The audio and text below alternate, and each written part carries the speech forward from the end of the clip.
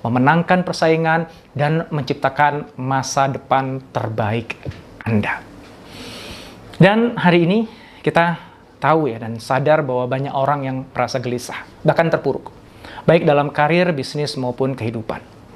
Dan kalau kita ingin keluar dari krisis ini, bahkan raih kemenangan atasnya, maka kita harus bisa rise above the crowd. Namun saya yakin banyak dari Anda yang belum sempat baca buku ini, dan memang sudah sangat susah untuk bisa membeli buku ini di toko buku yang ada sekarang. Dan itulah yang jadi alasan kenapa saya buat serial video ini. Saya tuangkan isi dari buku ini ke dalam format video. Saya akan menyampaikannya langsung kepada Anda dengan harapan serial ini bisa jadi inspirasi dan solusi bagi Anda yang membutuhkan. Selamat menikmati.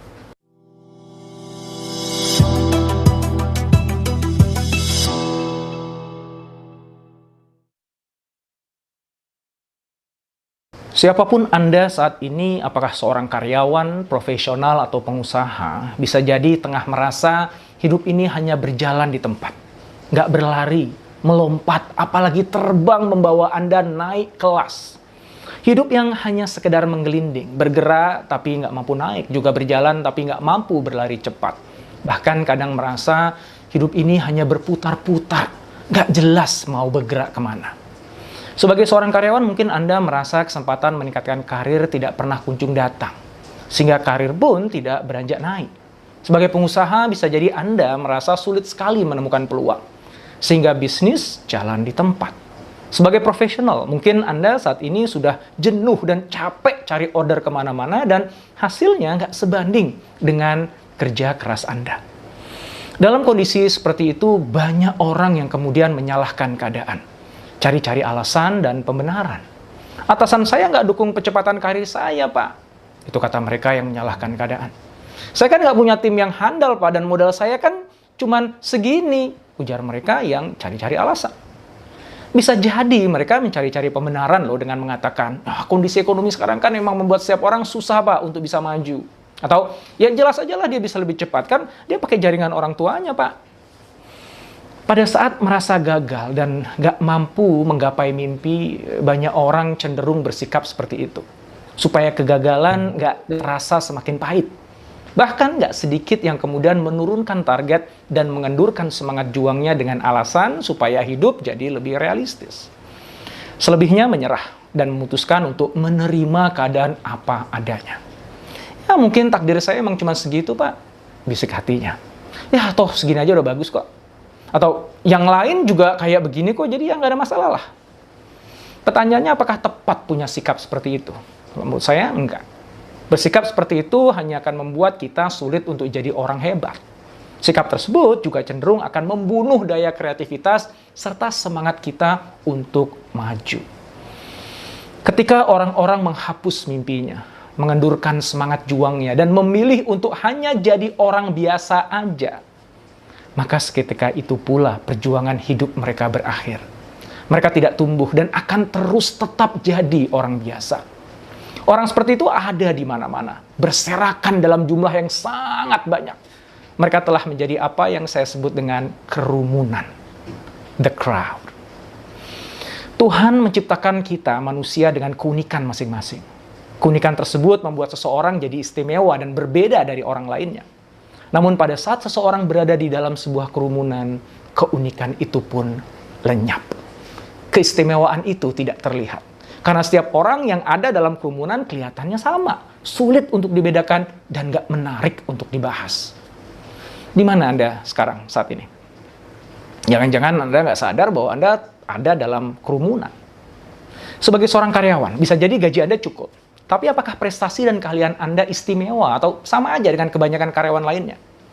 Mungkin itu sebabnya Anda nggak kelihatan oleh pimpinan Anda dan sering kelewat ketika ada kesempatan karir. Sebagai arsitek, dokter, pembicara publik, atau profesional lainnya, saya yakin penghasilan Anda lebih dari cukup. Tapi tarif jasa Anda mungkin belum seberapa dibandingkan rekan-rekan Anda seprofesi. Kalau Anda pengusaha, ya, saya percaya juga bahwa saya yakin Anda sukses lah ngelola bisnis yang sudah lama Anda rintis. Tapi sayang ya, bisa jadi sukses itu belum seberapa dibandingkan prestasi bisnis dari orang lain. Sadari bahwa artis itu banyak. tapi sedikit sekali yang bisa jadi superstar. Demikian juga atlet. Jumlahnya banyak, tapi hanya beberapa yang bisa jadi juara. Karyawan juga banyak, tapi sedikit saja yang bisa jadi talent. Begitu pula nggak kehitung jumlah orang yang buka usaha, tetapi hanya beberapa saja di antaranya yang mampu jadi pengusaha sukses. Apapun profesi yang ditekuni, kebanyakan orang berada dalam kerumunan. Dan pada saat Anda berada dalam kerumunan, sangat besar kemungkinan Anda akan mengalami kesulitan. Penghasilan nggak bergerak secepat kenaikan harga kebutuhan hidup.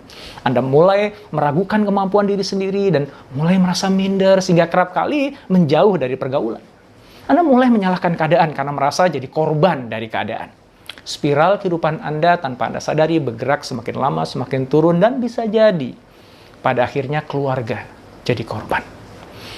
Begitulah arus kehidupan akan menghanyutkan dan menenggelamkan Anda semakin jauh ke dalam kerumunan. Apakah Anda siap tenggelam? Kalau enggak, apa yang kemudian harus Anda lakukan? Well, if you don't want to go down, the only logical choice is to go up. Jika Anda tidak ingin tenggelam, maka bangkitlah. Keluarlah segera dari kerumunan. Rise above the crowd. Bayangkan, Anda bergerak naik melampaui pencapaian kebanyakan orang yang ada di profesi Anda. Dan ketika Anda sedikit demi sedikit keluar dari kerumunan, seketika itu pula Anda mulai dilirik. Anda tampak lebih menarik dan mulai jadi pembicaraan. Tingkat kepercayaan orang pada Anda jadi lebih tinggi. Situasi itu tentu saja sangat menguntungkan dong. Bisa membuat Anda lebih percaya diri dalam menjalani pekerjaan maupun kehidupan pribadi Anda. Dan ketika Anda sudah rise, semuanya akan jauh lebih nikmat dan jauh lebih mudah untuk dijalani. Sebagai pegawai, Anda punya peluang meraih karir terbaik dan jadi rebutan setiap departemen. Bahkan bukan nggak mungkin jadi rebutan perusahaan-perusahaan tetangga dengan gaji melimpah. Sebagai pengusaha, tawaran kerjasama bisnis mulai berdatangan. Multiplikasi jaringan terjadi lebih cepat, sehingga Anda bisa nangkep lebih banyak peluang bisnis. Begitupun kepercayaan konsumen dan klien meningkat, sehingga dampaknya langsung pada keuntungan usaha Anda. Sebagai profesional, Anda kedatangan banyak order dengan nilai billing yang tinggi. Incoming calls Anda dapatkan melampaui upaya aktif Anda dalam menjual. Klien bahkan mau bayar lebih mahal dari yang mereka bayarkan ke pesaing Anda. Rise above the crowd sejatinya merupakan bentuk rasa syukur kita. Tuhan sudah melimpahkan berbagai sumber daya di dalam diri kita maupun di lingkungan kita. Sumber daya itulah yang harus kita kelola secara optimal. Gunakan untuk memberi manfaat yang lebih banyak kepada orang lain di sekitar kita. Dengan harta yang bertambah, Anda bisa sedekah lebih banyak. Dengan meraih tahta yang tinggi, Anda bisa mengubah keadaan dengan lebih efektif. Dengan ilmu yang tinggi, Anda bisa membantu banyak orang menemukan solusi dari berbagai masalah kehidupan. Dan dengan memiliki popularitas, nasihat Anda bisa didengar oleh lebih banyak orang. Singkatnya, ketika Anda rise above the crowd, maka Anda bisa sukses mulia pada tingkatan yang lebih tinggi. Oleh karenanya, hindari bersikap pasrah pada keadaan dan memilih bersembunyi di dalam kerumunan sebagai orang biasa. Bukankah sikap seperti itu merupakan bentuk keputusasaan, sebuah sifat yang Tuhan nggak sukai? Anda tentu boleh nggak sependapat untuk rise above the crowd, sebab mungkin Anda sudah merasa puas dengan pencapaian hidup Anda saat ini. Jadi Anda berpikir, buat apa lagi sih? Apakah betul begitu? Nah, jangan-jangan Anda masih bisa meraih capaian yang jauh lebih tinggi dibandingkan hari ini. Bisa rise even higher. Posisi general manager yang Anda pegang saat ini bisa jadi itu baru permulaan loh. Tarif tinggi yang saat ini Anda nikmati, mungkin saja itu belum ada apa-apanya. Bahkan bisa jadi perusahaan yang Anda kelola saat ini bisa terus tumbuh jadi perusahaan yang jauh lebih besar dan berkelas dunia suatu saat nanti. Boleh jadi apa yang Anda peroleh saat ini sudah cukup untuk kehidupan diri Anda dan keluarga Anda. Tapi mungkin itu belum cukup bagi orang-orang yang selama ini telah mengabdikan hidupnya sepanjang waktu untuk bekerja bersama Anda. Apakah Anda sudah berbuat sesuatu untuk mereka yang ternyata hidupnya masih berada dalam keterbatasan? Maka, apabila ada kesempatan untuk menjadikan diri Anda lebih bermanfaat bagi mereka dan bagi lebih banyak orang, bukankah selayaknya Anda ambil kesempatan itu? Saya yakin Anda sudah memiliki semua yang Anda butuhkan untuk rise above the crowd. Dan Anda sudah saatnya untuk rise above the crowd. Sudah waktunya bagi Anda untuk menempati puncak pencapaian kehidupan tertinggi, baik dalam pekerjaan maupun dalam kehidupan pribadi. Melalui serial video ini, saya ingin memandu, menuntun Anda tahap demi tahap, agar bisa bergerak naik lebih tinggi. Saya ingin menemani Anda berjuang meraih pencapaian hidup yang melampaui teman seprofesi. Dengan mengikuti serial video ini, saya berharap Anda akan punya keyakinan yang kuat dan jalan yang mantap untuk segera rise above the crowd. Insya Allah. Jika Anda menemukan video ini bermanfaat, silahkan subscribe, like, dan jangan lupa untuk nyalakan notifikasinya.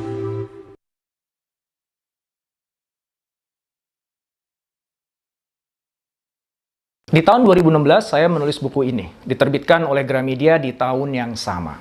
Buku berjudul Rise Above the Crowd ini mendapatkan sambutan positif di kalangan profesional maupun pengusaha hingga masuk ke dalam jajaran buku bestseller di jaringan toko buku Gramedia.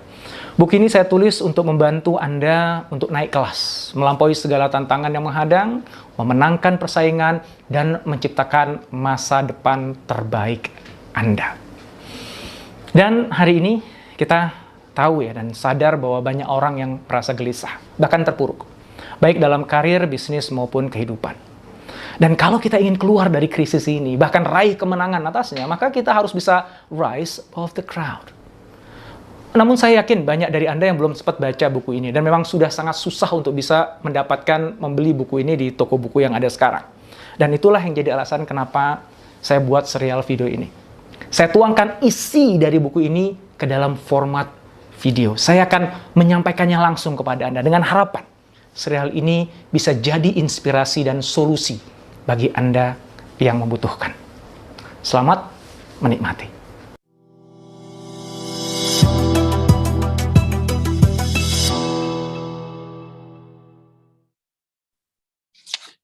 Baik, Assalamualaikum warahmatullahi wabarakatuh. Selamat pagi, salam sejahtera bagi kita semua. Om Swastiastu, Namo Buddhaya, salam kebajikan.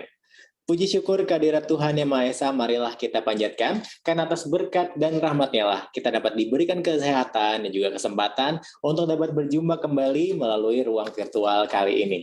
Izinkan saya terlebih dahulu untuk menyapa yang telah bergabung bersama dengan kita. Saya ingin menyapa selamat pagi dan selamat bergabung kepada jajaran direksi PT Pembangkitan Jawa Bali. Dan pagi hari ini kita telah bergabung bersama dengan Bapak Karyawan Aji selaku Direktur SDM dan Administrasi PT PJB. Selamat pagi Bapak. Saya juga tentunya ingin menyapa jajaran senior leader dari PJB Group. Dan juga yang telah bergabung bersama dengan kita, Dr. Indrawan Nugroho yang akan menjadi pembicara. Dan mohon izin saya akan panggil dengan sapaannya, yaitu Coach Indrawan. Selamat pagi Coach. Dan tentunya saya ingin menyapa seluruh PJBers dimanapun Anda berada. Apa kabar Anda semua? Semoga masih sehat-sehat selalu. Senang sekali saya Saurin dapat kembali menjumpai Anda dari kantor perwakilan PT PJB di Menara Bidakara 2, Jakarta Selatan. Tentunya dengan dalam kesempatan yang sangat istimewa, yaitu untuk kesempatan PJB Ngopi, Ngobrol Pintar, yang kali ini berkolaborasi dengan Millennial Talk. Ya betul sekali, sebenarnya acara ini adalah diperuntukkan untuk siapapun Anda, PJBers dimanapun Anda berada. Tapi terutama adalah untuk milenialnya PJB. Seperti yang survei yang sudah disebarkan oleh Divisi Talenta beberapa waktu yang lalu, katanya milenial itu suka belajar hal-hal yang baru. Nah, maka dari itu PJB menghadirkan PJB Ngopi, Ngobrol Pintar, X Millennial Talk yang menghadirkan tema Rise Above the Crowd. Kita tadi sudah sempat dengar sekilas terkait dengan Rise Above the Crowd, dan tentunya nanti kita akan bahas di acara ini yang juga diusung dengan tema yang cukup menarik, yaitu tema dengan konsep 112233. Maksudnya seperti apa sih? Jadi tadi kita sudah menyaksikan sebelum acara ini video berdurasi 11 menit atau 1 menit terkait dengan preview topik Rise Above the Crowd yang akan kita bahas di pagi hari ini. Dan nanti kita akan mendengarkan lebih jauh terkait dengan Rise Above the Crowd yang akan disampaikan langsung oleh Coach Indrawan di sesi 22 menit penjelasannya, yang akan dilanjutkan lagi kemudian dengan 33 menit sesi diskusi langsung dengan Coach Indrawan. Menarik sekali kan? Jadi kalau di total total acara ini hanya sekitar 1 jam saja, karena memang katanya millennials itu fokusnya nggak bisa lama-lama. Jadi kita akan konsepkan acara yang menarik, yang informatif, dengan durasi yang nggak panjang-panjang. Memang millennials itu kalau belajar online terutama ya, nggak bisa lama-lama, kecuali kalau main game online. Itu bisa semalaman main game kan, atau misalnya mau cari info gebetan atau stalking mantan, nah itu baru bisa lama-lama. Tapi jangan kemana-mana PJBers, terutama Anda millennials, karena di acara ini akan ada banyak sekali hal-hal menarik, dan juga tentunya saya akan bagikan hadiah-hadiah menarik untuk Anda yang mendengarkan materi-materi yang akan disampaikan pada kesempatan pagi hari ini. Dan juga saya nantinya akan mengumumkan sesuatu yang big. Something big is coming today. Penasaran? Makanya jangan kemana-mana. Untuk Anda, kami himbau untuk mengisi link presensi yang telah kami bagikan juga melalui kolom chat aplikasi Zoom. Silakan diisi. Dan juga kami himbau Anda untuk mengaktifkan kamera agar acara pagi hari ini semakin semarak. Kita mengetahui siapa saja sih yang bergabung. Silakan diaktifkan kameranya. Dan juga menggunakan virtual background yang telah kami bagikan juga melalui kolom chat aplikasi Zoom. Dan untuk memulai kegiatan kita pada pagi hari ini, kita akan menyimak bersama kata sambutan yang akan disampaikan oleh Direktur SDM dan Administrasi PT Pembangkitan Jawa Bali. Kepada Bapak Karyawan Aji, kami persilahkan. Baik, terima kasih Mas Saurin.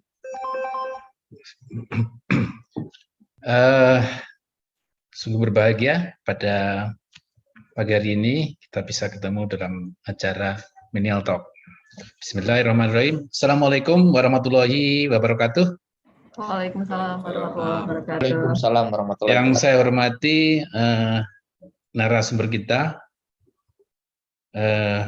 Bapak Dr. Indrawan Nugroho. Mudah-mudahan sudah hadir pada pagi hari ini. Selamat pagi, Dr. Indrawan. Yang saya banggakan para senior leader dan para manajer serta para PJBer sekalian, terutama para milenial ya yang sudah hadir pada pagi hari ini, pagi yang cerah di akhir minggu. Puji syukur kehadirat Allah Subhanahu wa taala, pada pagi hari ini kita bisa ngumpul bareng dalam acara ngobrol pintar Millennial Talk dengan tema yang sangat luar biasa. Tadi sudah sampaikan videonya, Rise Above the Crowd. PJB telah mengeluarkan ya, mungkin rekan-rekan semua tahu, para PJB semua tahu, para milenial tahu, yaitu Let's Jump to the New S-Curve. Sebagai komitmen bersama bahwa kita perlu lebih giat untuk membuat lompatan-lompatan pada kurva S yang baru.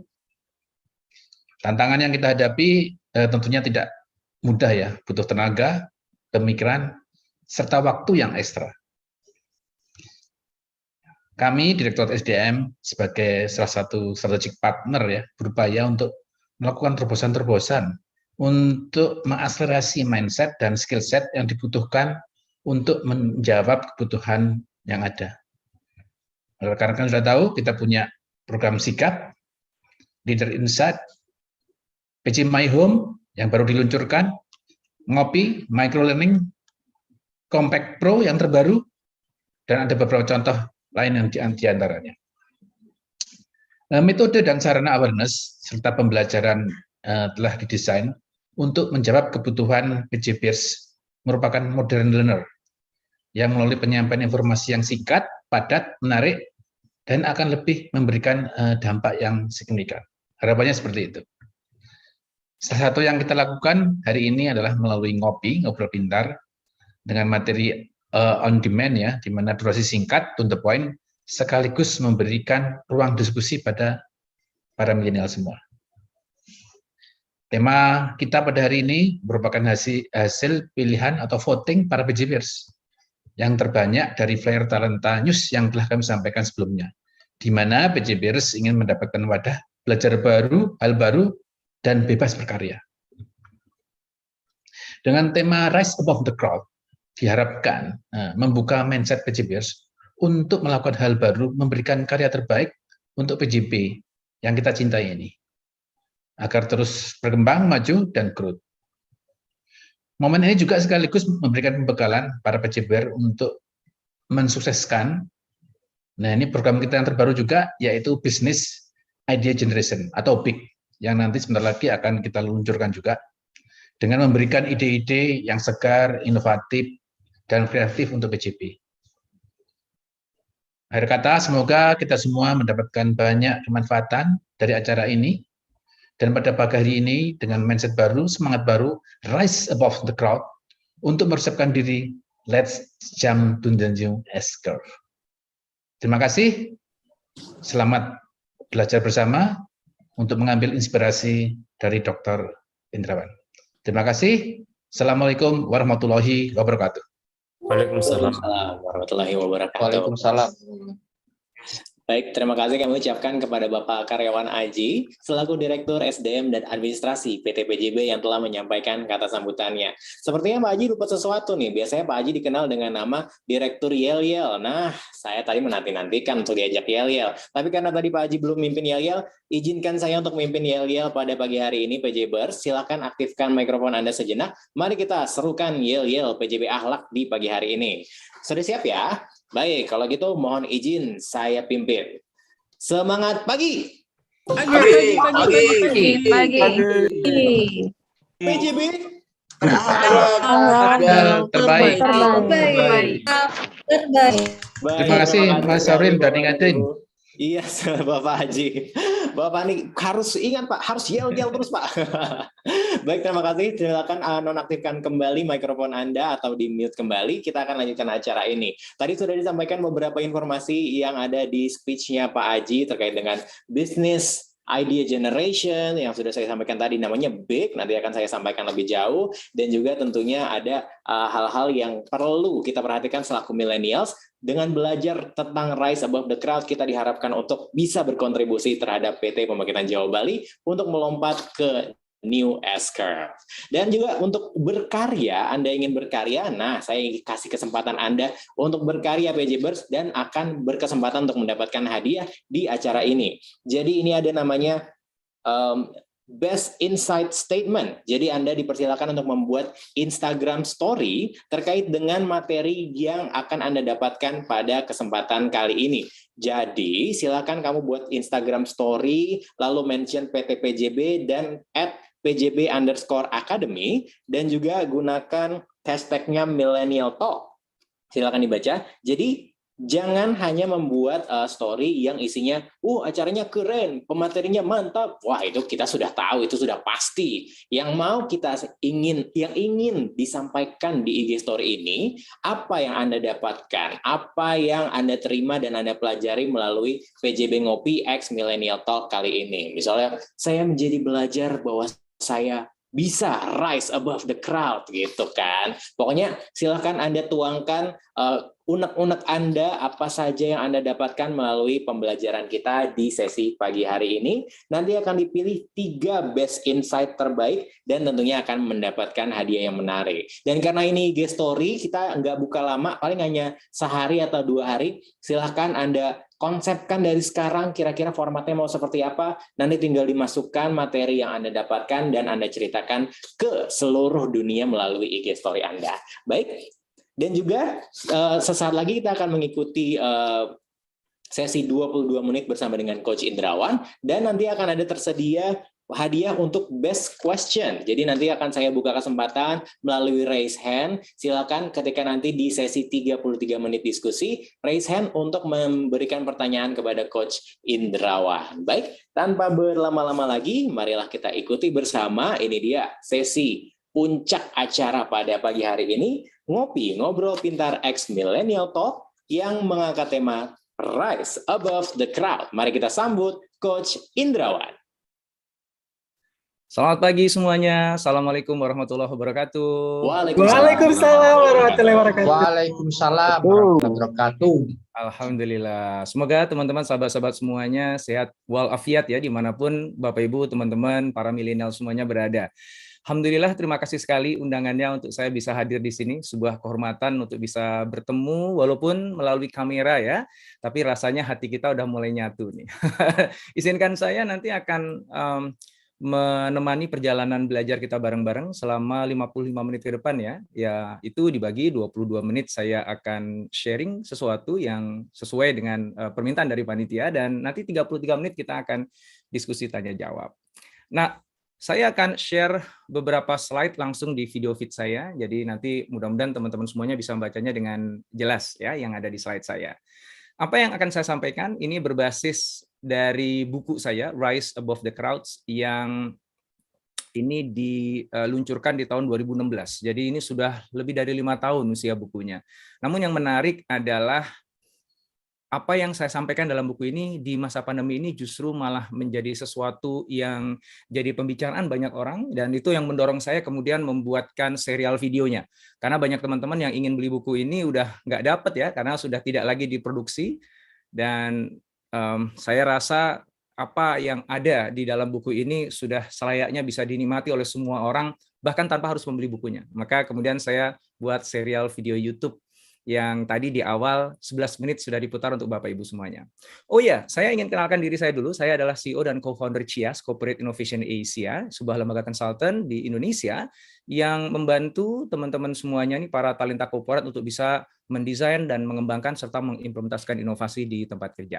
Ya, saya Indrawan Nugroho, boleh panggil saya aja dengan nama depan saya Indra. Ya. Oke. Teman-teman semuanya, di dalam buku ini saya mengangkat sebuah fenomena ya yang saya menyebutnya crowd atau kerumunan. Tanpa sadar kita itu seringkali akhirnya terjebak dalam sebuah kerumunan.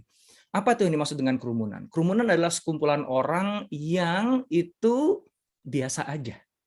Nah, biasa aja itu sebenarnya tidak mewakili individu yang ada di dalamnya, karena bisa jadi di dalam kerumunan itu ada orang-orang yang luar biasa. Ada orang-orang yang punya talenta hebat, ada orang-orang yang cerdas, ada orang-orang yang bisa punya kontribusi besar bagi perusahaan, bagi negara, bagi masyarakat. Tapi karena mereka itu terjebak dalam satu kerumunan, akhirnya kehebatan potensi itu nggak kelihatan. Nah, ini yang terjadi di negeri kita. Saya ketemu dengan banyak anak-anak muda yang super brilian. Tapi sayangnya, ya itu mereka nggak kelihatan. Briliannya nggak menonjol, dan akhirnya orang nggak ngeh. Dan akhirnya kesempatan nggak diberikan kepada mereka. Padahal mereka sebenarnya kalau seandainya mereka diberi kesempatan dan kemudian mereka memanfaatkan kesempatan itu, mereka kan mampu melahirkan karya-karya yang besar. Nah, saya percaya teman-teman sahabat-sahabat milenial di PJB ini banyak nih merupakan individu-individu anak-anak muda yang brilian yang saya ceritakan tadi. Namun jangan-jangan tanpa teman-teman sadari, teman-teman terjebak pada kerumunan. Kerumunan itu adalah sekumpulan orang yang ada di satu tempat yang sama, yang kalau kita lihat dari kejauhan, seperti gambar yang ada di belakang saya ini, itu nggak terlalu kelihatan bedanya. 11-12 coba lihat deh. Walaupun ada yang pakai jas, ada yang pakai kaos, dan sebagainya. Sebenarnya beda kalau kita amati satu persatu. Tapi kan kalau kita bicara kerumunan, kita nggak pernah ngamati satu persatu. Kan? Kita lihat secara keseluruhan aja. Gitu. Ya. Dan di mana-mana, di masyarakat, di sekolah dulu, di kampus, termasuk di tempat kerja, yang lebih sering kelihatan adalah kerumunannya. Di PJB juga gitu, banyak kerumunan milenial di sini. Yang mungkin akhirnya bagi orang, ya termasuk manajemen, ya akhirnya, oh ya udahlah ini kan namanya juga karyawan, oh ini anak milenial. Akhirnya kita cuman sekedar di label karyawan, pegawai, milenial. Terus di mana letak individual kita gitu? Yang mana sebenarnya kita punya sesuatu yang itu spesial, yang ngebuat kita berbeda dari yang lain gitu. Ya selama Anda masih ada dalam kerumunan itu, kehebatan dan keunikan Anda tetap aja nggak akan kelihatan. Orang tetap akan melabel Anda menjadi bagian dari kerumunan aja, kerumunan karyawan, kerumunan pegawai, kerumunan milenial gitu. Dan sayang kan? Maka pagi hari ini, sahabat-sahabat milenial semuanya, saya ingin ngajak teman-teman semuanya untuk keluar dari kerumunan itu. Rise above the crowd. Kenapa? Karena kalau teman-teman keluar dari kerumunan itu, naik ke atas panggung, under the spotlight, orang lihat, maka orang akan ngeh dengan, oh ternyata dia ada ya. Dan bukan cuma sekedar ada, ternyata dia potensinya luar biasa ya. Ternyata dia bisa nyanyi ya, ternyata dia bisa acting ya. Oh, ternyata dia bisa begini ya gitu. Apapun yang jadi talenta teman-teman semuanya akhirnya kelihatan. Kenapa? Karena teman-teman keluar dari kerumunan itu, naik ke atas panggung sehingga semua orang akan ngeh. Dan ketika ada di atas panggung, Anda bisa menyampaikan sesuatu yang orang lain mau dengar. Sementara kalau Anda dalam kerumunan, Anda mau teriak-teriak pun juga nggak kedengeran, karena berisik di tengah kerumunan itu. Dan suara Anda akan tenggelam dengan suara-suara yang lain. Tapi kalau Anda di atas panggung, maka kehebatan Anda akan kelihatan, keindahan Anda akan kelihatan, potensi kapabilitas Anda akan kelihatan. Dan ketika Anda tuh kelihatan dan benar-benar bersinar, tentu aja ya, nggak asal kelihatan tapi kemudian norak, nyebelin gitu ya, malah bikin rese gitu ya, itu makan turun, pasti diteriak kita. Tapi kalau Anda bisa naik ke atas panggung, rising above the crowds, dan Anda bersinar di sana, Anda tunjukkan kehebatan Anda di sana, maka orang akan, maka pintu kesempatan akan dibuka, karpet merah akan digelar tuh teman-teman semuanya. Bisa jadi ada orang yang lebih hebat dibandingkan Anda, tapi dia dalam kerumunan. Yang nggak kelihatan kan? Yang kelihatan yang di atas panggung. Nah, maka saya ingin ngajak teman-teman semuanya, siapapun teman-teman semuanya. Apakah teman-teman ngerasa bahwa, aduh kayaknya aku nggak pinter-pinter amat ya Mas Indra, kayaknya aku nggak hebat-hebat banget ya, potensiku kayaknya mungkin nggak terlalu spesial banget ya di sini. Nggak ada masalah. Karena pada akhirnya yang kelihatan di atas panggung kok. Anda mau sepintar apapun juga, IPK Anda mau 4,0 straight nggak pernah kurang. Mau Anda menang lomba ini, tapi kalau kemudian Anda balik lagi ke dalam kerumunan, seharian kerja dalam kerumunan, kinerjanya, prestasinya juga ya nggak terlalu jauh beda dengan teman-teman yang dalam kerumunan, ya tetap aja nggak kelihatan. Maka Anda harus punya sesuatu yang berbeda yang ngebuat Anda ketika nanti Anda naik ke atas panggung itu, Anda bersinar dan akhirnya peluang demi peluang teman-teman bisa dapetin. Ya, itulah yang sama dengan rise above the crowd. Nah, di masa krisis ya, pandemi ini, kita sudah hampir 2 tahun ini banyak hal yang menarik terjadi. Tentu aja nggak menyenangkan lah. Semua orang nggak ada yang suka dengan pandemi ini. Kita kehilangan teman, saudara, sahabat. Namun juga di saat yang sama kita perlu melihat bahwa di setiap krisis, termasuk pandemi ini kalau dalam bahasa China-nya terdiri dari 2 kata, yang satu bermakna danger atau bahaya, yang satu bermakna opportunity atau kesempatan. Bahwa di balik krisis ini ada opportunity bagi mereka yang memang mampu melihat itu dan ngambil kesempatan itu. Ya. Namun di saat yang sama dalam krisis ini juga ada bahaya gitu, yang mengintai, dan kalau kita lengah ya kita akan termakan oleh bahaya itu. Nah, saya ingin ngajak teman-teman semuanya untuk melihat krisis ini. Ya, kalau sesuai dengan yang terjemahannya ini, kita lihat dari sisi yang sebelah kanannya, yang opportunity-nya. Bahwa ada danger, iya. Maka jangan lengah kita jaga prokesnya kita, kemudian juga berupaya untuk menjawab setiap tantangan yang ada. Karena kalau enggak, wah kita bisa dimakan oleh krisis. Ya.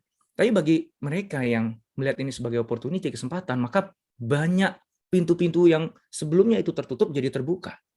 Saya akan kasih contoh teman-teman semuanya.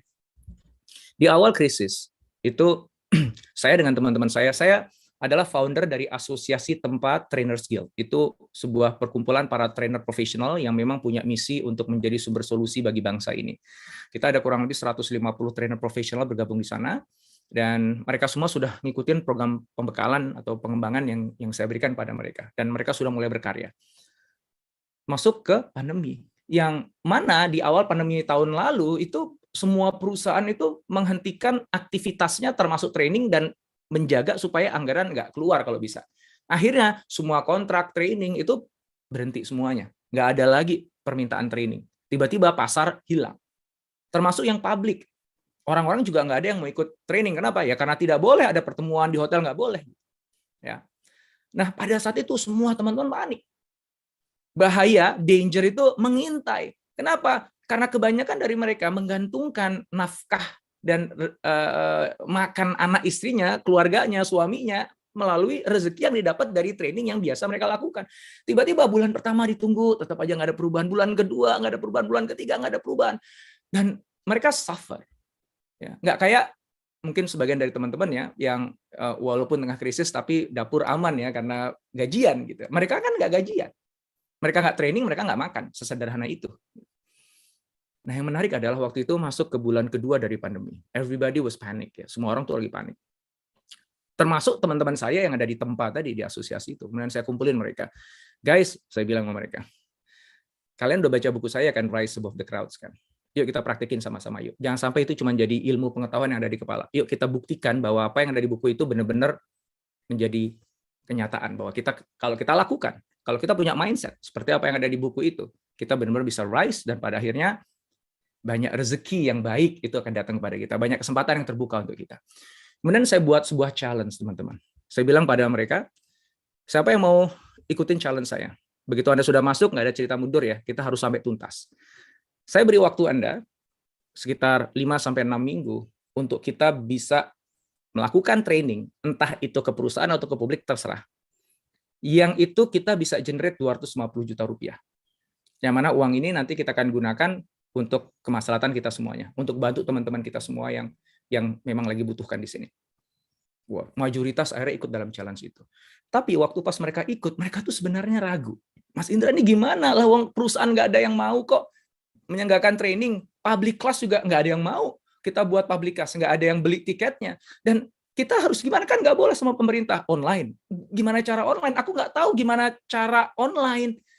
Aku sendiri aja nggak familiar dengan Zoom. Terus nanti kalaupun aku tahu Zoom, cara bawa ini kayak gimana? Banyak hal yang mereka bingung karena mereka nggak tahu dan memang nggak pernah kejadian sebelumnya. Bahkan yang biasa jualan di corporate, terus saya ajak, oke, sekarang kamu jualan di publik karena corporate udah berhenti nih, nggak ada nih anggaran di corporate. Lah terus gimana cara aku jualannya? Aku nggak bisa jualan ke publik dan aku harus jualan online. Aku buat website juga nggak tahu cara jualan online kayak gimana, nggak tahu. Banyak nggak taunya. Mas saya bilang sama teman-teman, guys, you are not alone. Anda tuh nggak sendirian. Ya, ini banyak teman-teman yang lain yang bisa ngebantuin. Yuk pokoknya kita saling support, kita saling bantu ya. Bismillah ya, jalanin ya. Targetnya 250 juta kan ya. Walaupun mereka dengan, waduh ini bisa apa nggak bisa nggak Pak. Pokoknya nggak ada cerita nggak bisa. Kalau misalnya nggak bisa kita ajarin. Kalau Anda takut kita temenin. Ya, kita semua bergerak maju. Waktu itu sekitar 60-an orang yang ikut dalam challenge itu. Menariknya lah teman-teman. Di tengah orang lagi galau, bingung, tapi kemudian memutuskan untuk do something about it. Untuk melihat pandemi ini sebagai opportunity, bukan bahwa memang ada danger-nya, iya. Tapi bukan hanya itu loh. Itu harus kita manage. Tapi ada opportunity yang bisa kita tangkap ini. Saya bilang ke mereka gini, yang ngebuat mereka jadi mau ikutan join ke dalam challenge-nya ya adalah, saya bilang gini, guys, lu coba lihat kanan kiri lu deh. Itu pesaing-pesaing lu tuh pada tiarap semuanya. Trainer yang lain, bahkan yang senior-senior itu lagi wait and see. Mereka nggak berbuat apa-apa. Dan bukankah ini kesempatan yang bagus untuk Anda nyalip di tikungan? Untuk Anda menunjukkan pada market bahwa ada loh seorang anak muda, seorang trainer baru yang brilian, yang hebat, yang nggak kalah loh dibandingkan yang senior-senior itu. Dulu sebelum pandemi, Anda nggak punya kesempatan itu karena panggung udah dikuasai oleh mereka. Karena proyek-proyek udah dimakan semua sama mereka. Anda tuh cuma dapat ya sisa-sisa aja. Itu pun kalau dapat dengan harga yang murah. Anda susah bersaing dulu sebelum pandemi. Sekarang, di masa pandemi ini, semua ini, dunia ini di-reset dari awal. Dan majority players lagi tiarap, wait and see. Itu panggung kosong, bro. Kenapa nggak lu ambil aja itu panggung? Dan itulah yang dilakukan teman-teman semuanya.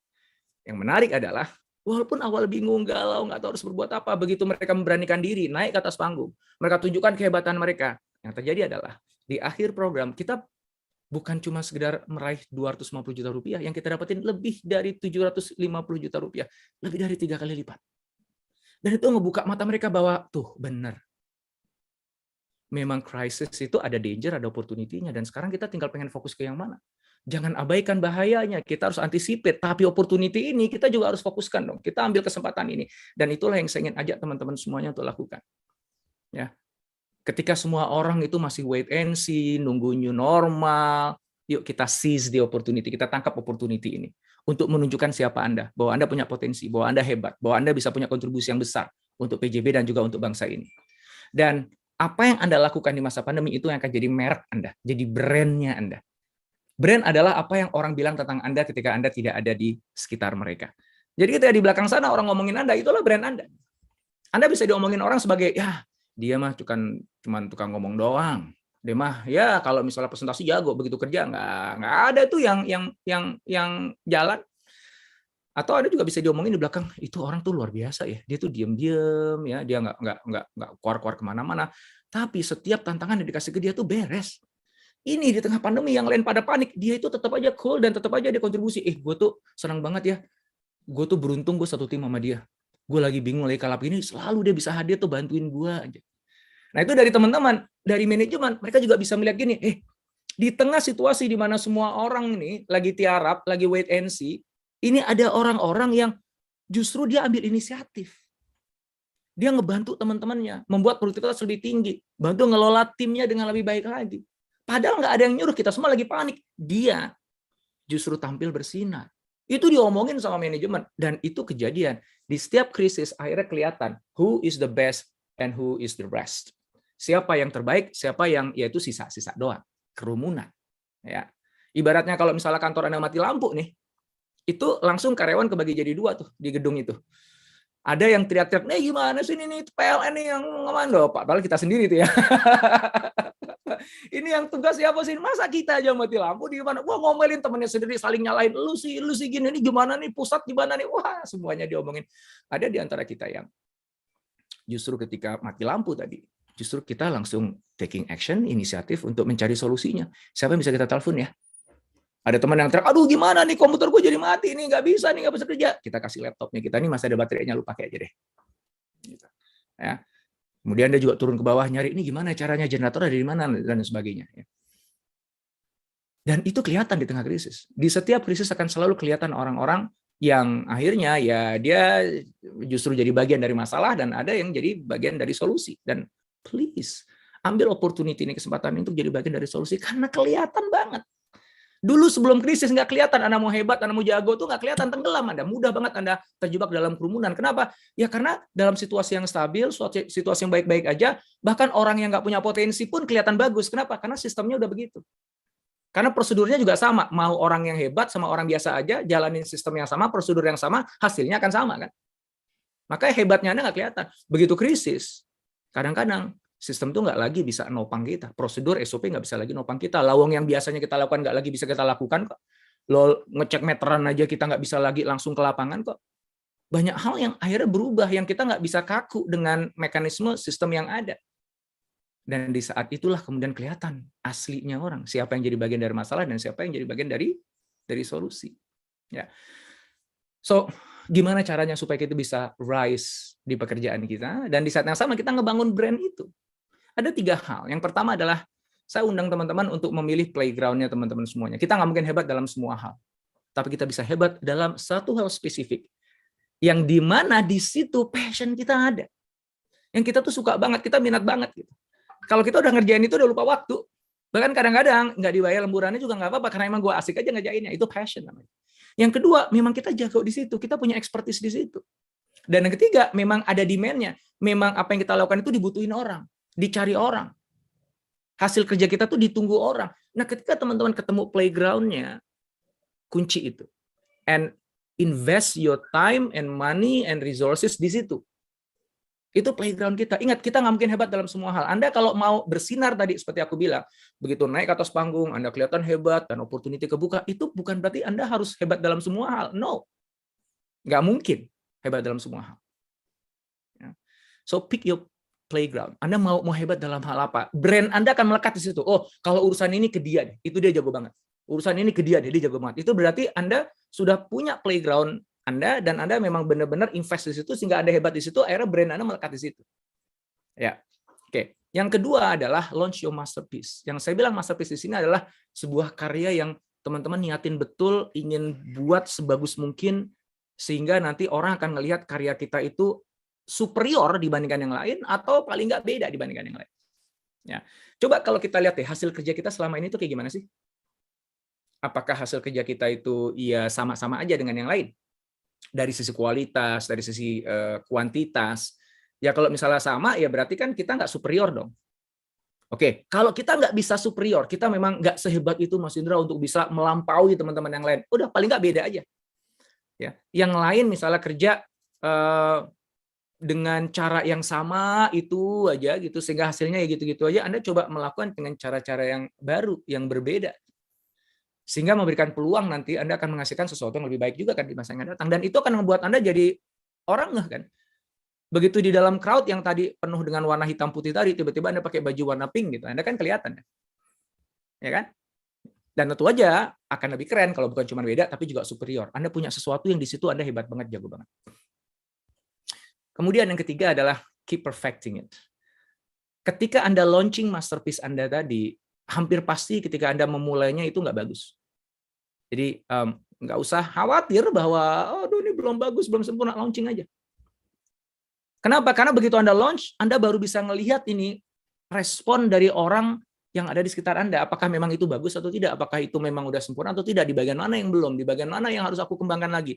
Bagian mana yang harus aku perbaikin lagi? Dari situ, teman-teman akhirnya bisa ketemu cara, oh kalau gitu gue harus buat begini deh, gue harus buat begini deh, gue perbaiki lagi next time. terus coba ditawarkan lagi, di launch lagi, lakukan lagi, dapat feedback lagi. Oh, ternyata masih ada yang perlu diperbaikin lagi nih. Yang ini udah oke, yang ini belum. Perbaikin lagi, di launch lagi. Terus siklusnya nggak berhenti sampai akhirnya teman-teman semuanya benar-benar punya the real masterpiece nanti. Dan itulah yang akan membuat teman-teman bisa bersinar. Ketika saya memasuki pandemi, saya menjadi punya banyak waktu di rumah kan, dan saya bisa menghemat banyak waktu di jalan. Saya itu sebelum pandemi itu di jalan mungkin sekitar 3-4 jam. Luar biasa ya. Saya punya banyak waktu di rumah dan saya memutuskan, aduh, saya pengen coba-coba jadi YouTuber deh. Dan akhirnya benar, saya pakai kamera saya yang saya emang punya selama ini, saya buat video dan ternyata nggak ada yang subscribe. Ya sehari itu ada lah yang subscribe 1 gitu ya, 2, besoknya ada yang unsubscribe gitu. Jadi ya stabil gitu ya.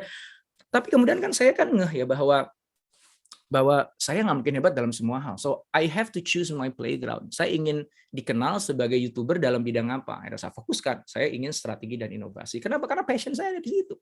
Dan saya punya expertise di situ. Saya belajarnya di situ. Dan saya lihat demand-nya ada lah. Walaupun ya tidak setinggi demand-nya kalau kita dengerin gosip artis lah. Tapi ada lah setidaknya. So I choose that playground dan aku invest di situ. Aku banyak belajar, aku nonton video-video YouTube terkait dengan hal itu, sehingga akhirnya aku benar-benar bisa berupaya menciptakan masterpiece. Dan di awal-awal pandemi ya, ketika saya udah mulai rada-rada niat benar gitu ya untuk buat video YouTube itu ya, kalau saya lihat itu video sekarang, saya malu sendiri gitu. Sempat kepikiran, jangan gue hapus aja lah videonya gitu ya, karena dia malu-maluin. Tapi saya nggak hapus karena itu sejarah. Dan itu mengingatkan saya bahwa you don't have to be good at first. Anda nggak harus bagus di awal. Yang penting Anda itu adalah keep perfecting it. Saya, ini kok nggak ada yang nonton ya, ini kok komennya dikit ya, ini nggak bagus ya, saya pelajari lagi yang lain. Saya, pokoknya saya semua isi internet kayaknya saya pelajarin deh. Gitu ya. Termasuk saya coba mempelajari orang-orang yang bakal nonton saya itu kira-kira siapa ya, apa yang mereka inginkan ya. Terus saya perfecting. Sehingga akhirnya alhamdulillah satu video saya yang tentang Giant itu dalam 3 hari ditonton 1 juta orang. Hanya dalam 3 hari aja. Dengan jumlah subscriber saya waktu itu masih sekitar 250-an kalau nggak salah ya, atau malah awal 200 gitu. Dan sejak itu kemudian bertumbuh besar sampai sekarang ini. Dalam dunia, dalam kehidupan kita gitu teman-teman semuanya. Teman-teman nggak harus mulai langsung hebat. You just start. But make sure teman-teman udah milih dulu playground-nya di mana, mau hebat di mana. Habis itu keep perfecting it over and over again. Terakhir, saya ingin ingetin teman-teman semuanya common pitfalls. Hal-hal yang bisa ngebuat teman-teman ini lagi bergerak rising above the crowds, kemudian akhirnya jadi nggak naik-naik deh. Dan itu kejadian pada banyak orang. Ya, nah saya ingin ngingetin. Pertama adalah perseverance. Untuk bisa rise above the crowds itu nggak mudah teman-teman. Ya banyak teman-teman saya yang ketika saya bilang, lu kita buat video YouTube bareng-bareng yuk gitu. Sekarang udah nggak pernah lagi nulis video YouTube ataupun jarang banget kalau dia pun buat video YouTube. Kenapa? Karena lacking perseverance. Saya itu bukan pengangguran loh ya. Saya tuh kerjanya banyak banget. Saya tuh kapan buat video YouTube? Habis sholat subuh sampai menjelang mulai kerja, malam hari, kadang-kadang sampai tengah malam, dan weekend. Ya. Dan itu kadang-kadang saya harus fighting banget untuk bisa cari waktunya itu, apalagi risetnya dan sebagainya gitu. Ya.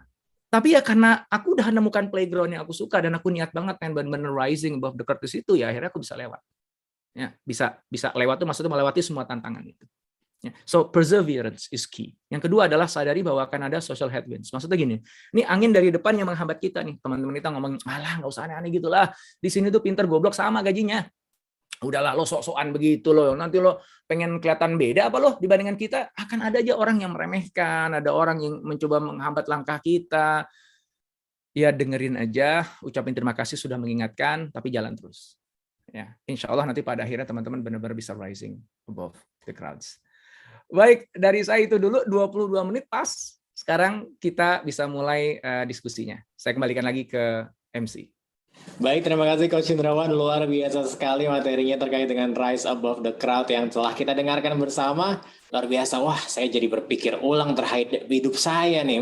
Luar biasa. Tapi sebelum kita diskusi dengan Coach Indrawan, ada informasi sedikit saya tujukan untuk PJBers sekalian. Jadi tentunya setelah tadi disampaikan juga terkait dengan Rise Above the Crowd, PJB tentunya ingin seluruh PJBers terutama milenial untuk Rise Above the Crowd dan juga menyumbangkan idenya untuk PJB bisa jump to the new S-curve, yaitu akan ada ajang Big Business Idea Generation.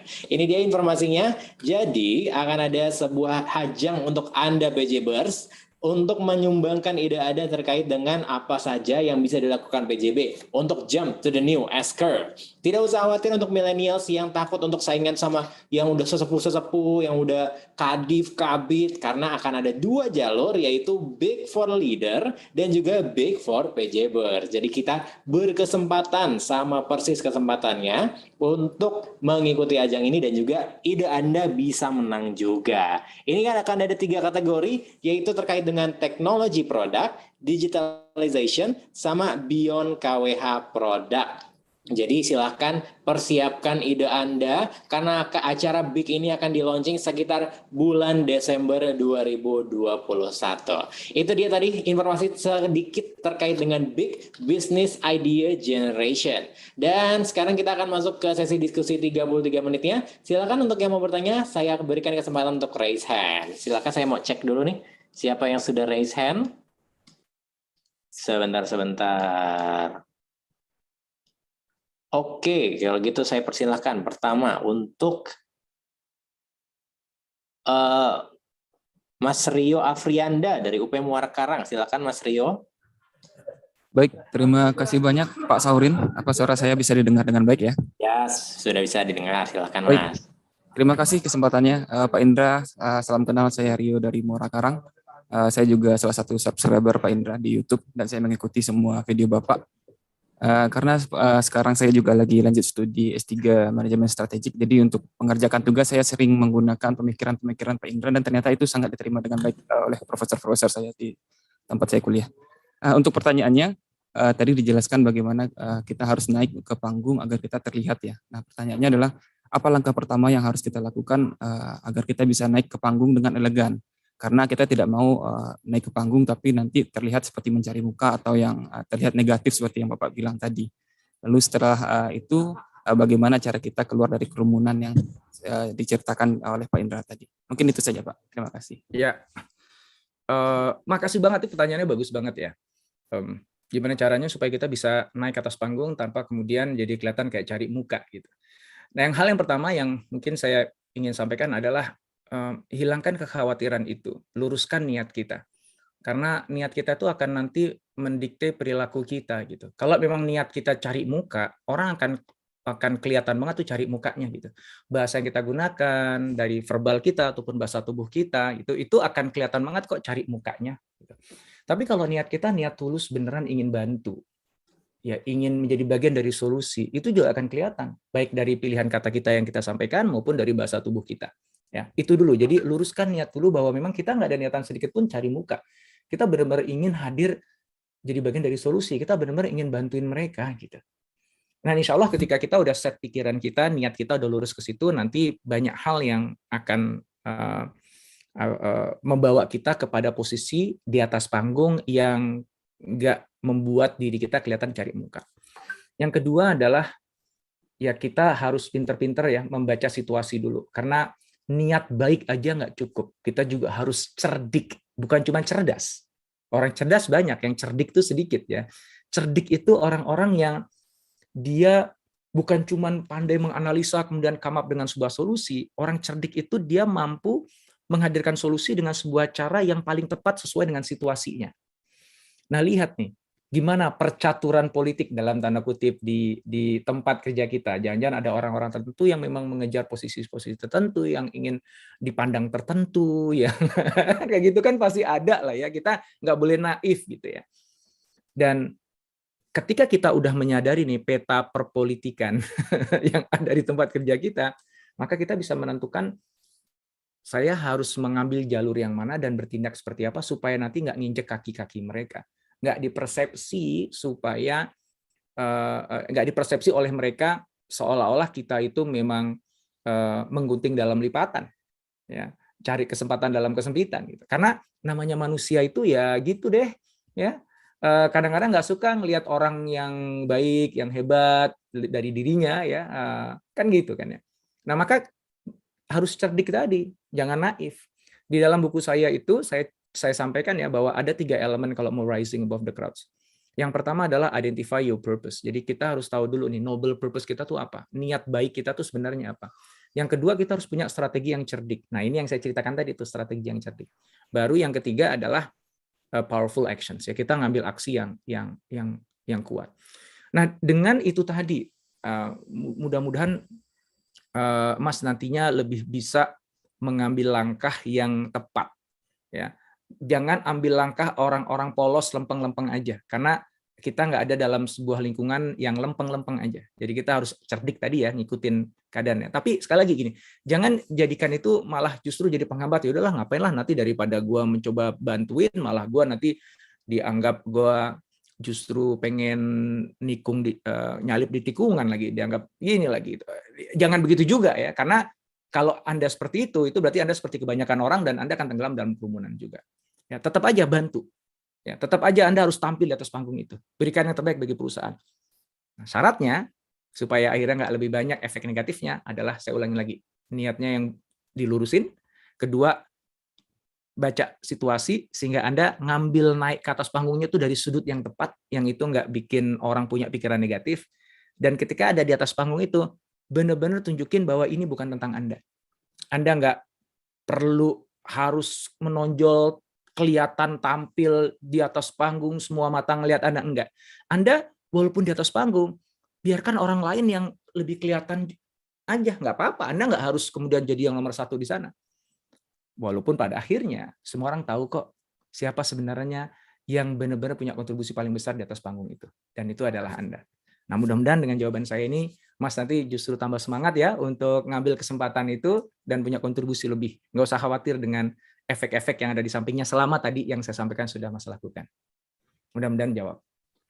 Siap, terima kasih Coach Indrawan dan juga makasih Mas Rio yang sudah memberikan pertanyaan. Kita lanjut ke pertanyaan selanjutnya ya Coach. Oke, saya persilakan kepada Mbak Nur Hafni. Dari Arun, jauh-jauh dari Aceh. Silakan Mbak Nur Hafni. Ya, terima kasih Mas Aurin. Suara saya kedengar? Ya, terdengar Mbak, monggo. Ya, selamat pagi Coach Indra. Pagi. Ya, walaupun hanya 22 menit, tapi banyak insight positif, Coach. Nah, saya mau nanya gini, Coach. Untuk kita bisa rise above the crowd itu kan kita harus tahu nih potensial kitanya apa ya. Nah, ada nggak solusi nih, Coach? Gimana sih kita tuh bisa looking inside diri sendiri untuk nemu potensial talentnya apa gitu. Kalau kita belum bisa mapping diri sendiri, ya gimana dong kita bisa fokus sama talentnya kita gitu. Terima kasih, Coach. Ya, itu pertanyaan yang sering banget diajukan dan selalu susah untuk dijawab. Sebenarnya gini ya, kalau kita mau bicara dunia ideal ya, yang paling bagus kan kita eksplorasi tentang talent, minat kita tuh waktu dulu awal ya, ketika kita masih kecil, kita masih sekolah gitu ya, atau kita kuliah gitu. Cuman seringkali yang kejadian dulu tuh ya bisa jadi ya kita cuman ikut-ikutan teman aja deh gitu. Yang kedua adalah mungkin emang orang tua kita udah ngarahkan tertentu gitu. Sehingga adanya social pressure itu ngebuat kita jadi nggak eksplor. Begitu pas lagi udah jadi dewasa gini baru mikir sebenarnya sukanya gue apa ya, minatnya gue apa ya gitu. Nah, kalau kita udah kadung jadi seperti kayak ya udah dewasa gini ya, udah bukan anak-anak lagi. Terus gimana caranya? Sebenarnya caranya sih kalau bagi saya itu nggak jauh beda dengan cara yang harusnya waktu kita dulu anak-anak tuh lakukan. Ya, dan itu yang saya dorong anak-anak saya untuk lakukan sekarang. Ya, anak saya itu ada 4 ya. Yang paling gede itu SMA kelas 2, kemudian naik kelas 3 ya sekarang. Yang paling kecil itu SD kelas 1 gitu. Hari ini ulang tahun dia. Nah, mereka tuh at early age ya di usia muda itu saya selalu ngajak mereka ngobrol gitu tentang Mas, yang Mas sukain apa sih gitu. Mas hobinya apa? Gitu. Dan saya coba facilitate itu gitu. Apa yang menjadi hobinya mereka. Dan saya dorong banget untuk mereka explore sesungguhnya. Jadi bukan hanya dari sisi saya ngajak mereka ngobrol, saya ajukan pertanyaan-pertanyaan kepada mereka untuk menggali yang Mas sukain itu apa, yang Mas kalau lagi ngobrol sama teman, topik apa sih yang Mas sukain? Gitu. Kalau Mas lagi nganggur nih, pengennya ngelakuin apa? Gitu. Apa sih yang Mas sekarang itu suka ngulik, yang ngerjain, yang itu sampai lupa waktu tuh, kayak ayah suruh sholat tuh nggak gerak-gerak tuh, untuk apa tuh gitu. Selain main game ya. Gitu. Nah, dari saya nanya-nanya gitu, akhirnya dia kan jadi eksplorasi itu di kepalanya dia kan. Oh iya ya, aku sukanya apa ini gitu. Dan dari situ akhirnya jadi muncul curiosity kan. Mungkin ini kali ya, mungkin ini ya.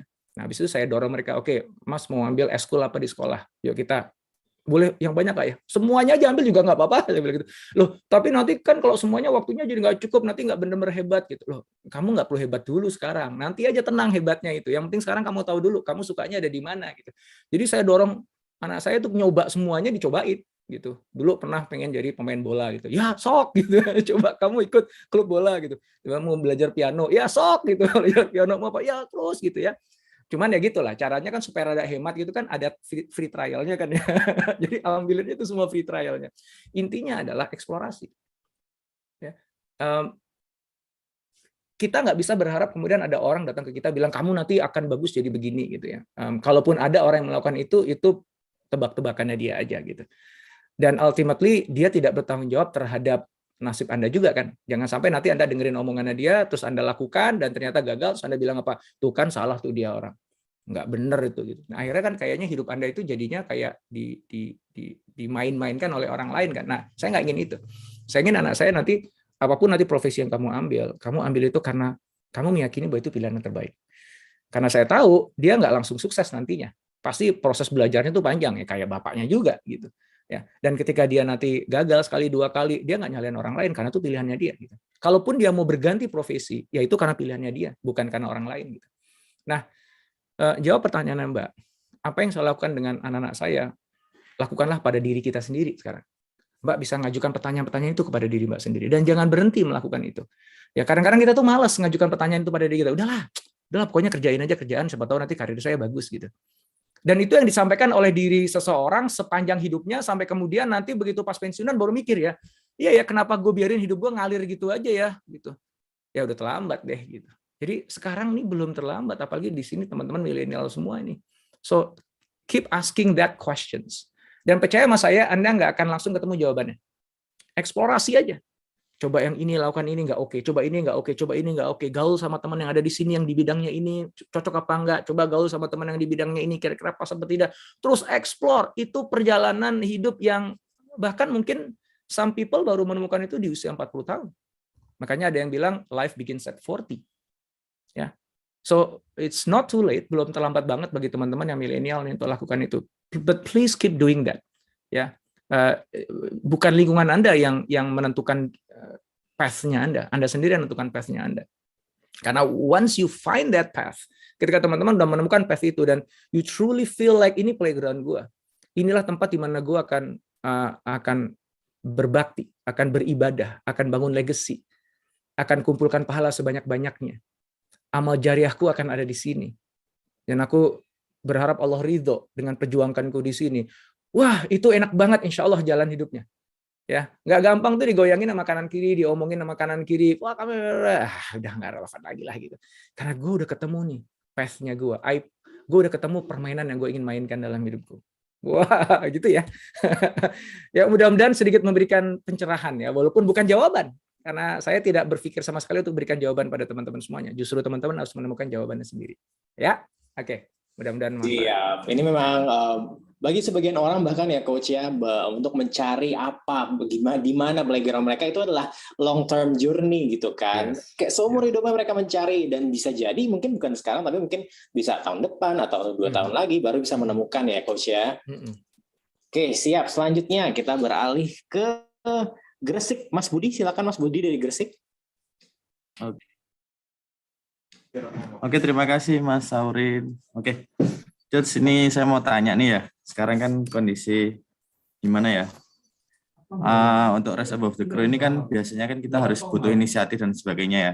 Saya sebenarnya bukan leader atau bukan talent. Saya cuma berpikiran kalau suatu saat saya menjadi seorang leader atau talent, bagaimana sih cara bisa membangkitkan Rise Above the Crow itu untuk teman-teman kita, untuk di bawah kita. Sedangkan gimana ya, saya masih belum bisa melihat bahwa di kondisi perusahaan BUMN ini kita masih belum ada contoh ya untuk bisa mengangkat ini. Ini kan salah satu forum ketika Coach Indra ini datang, kita bisa insight kita terbuka. Tapi kalau misalnya kita belum ada forum ini, siapa tahu masih belum terbuka lah. Gitu. Bisa dijelasin nggak? Ya, oke.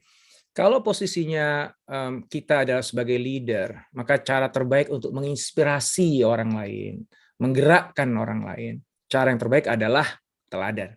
Nggak ada cara lain yang lebih baik. Ada 2 cara yang lain. Ya, total ada 3 sebenarnya. Ki Hajar Dewantara, ing ngarso sung tulodo, ing matio mangun karso tuturi handayani. Ya, kalau memang Anda ada dalam posisi yang ada di depan sebagai leader, ya jadikan teladan aja. Ya, biar anak buah Anda tuh ngeliat ini gila ya atasan gue ya.